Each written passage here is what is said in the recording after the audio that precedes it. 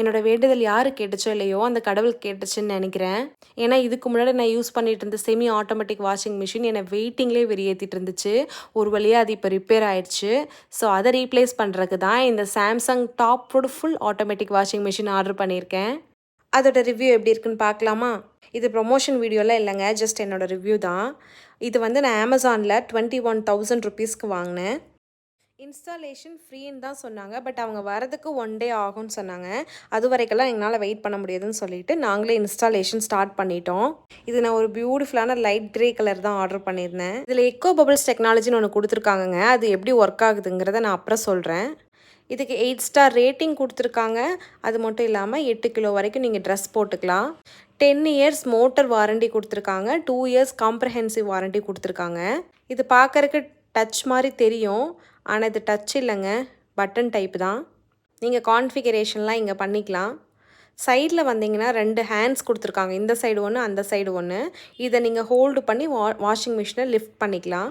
இது டாப் லோடுங்கிறதுனால மேலே தான் இருக்குது டோரு.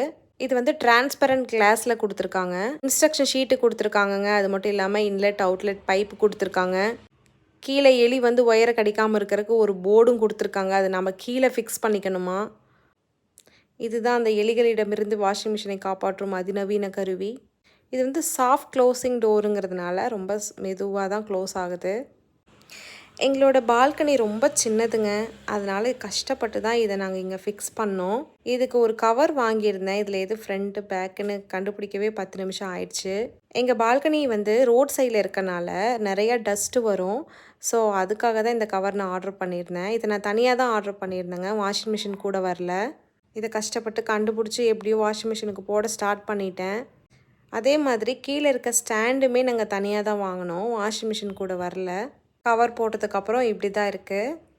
அந்த எக்கோ பபிள்ஸ் டெக்னாலஜி ஒர்க் ஆகுதா இல்லையான்னு செக் பண்ணோம். முதல்ல எக்கோ பபிள்ஸ் டெக்னாலஜினா கொடுக்குற சோப் ஆயிலை நிறையா கன்வெர்ட் பண்ணி ட்ரெஸ்க்கு கொடுக்கும். அப்படி கொடுக்கறதுனால வந்து ட்ரெஸ்ஸில் ஸ்டெயின் எதுவும் இருக்காது, நல்லா வாஷ் பண்ணணும்னு போட்டிருக்கு. ஆனால் எங்களுக்கு வெறும் சோப்பு தண்ணி தான் வந்துச்சு. அது நிறையா கன்வெர்ட் பண்ணவே இல்லை. ஸோ அந்த டெக்னாலஜி ஒர்க்கே ஆகலை. நாங்கள் மெயினாக இது வாங்கினதே அந்த எக்கோ பபிள்ஸ் டெக்னாலஜிக்காக தான். அது ஒரு டிசப்பாயின்மெண்ட் இருக்குது. நாய்ஸும் பார்த்தீங்கன்னா அவ்வளோவா இல்லைங்க. வைப்ரேஷனும் ரொம்ப கம்மியாக தான் இருந்துச்சு. இதுதான் அந்த நுரையை உருவாக்கும் அதிநவீன கருவி.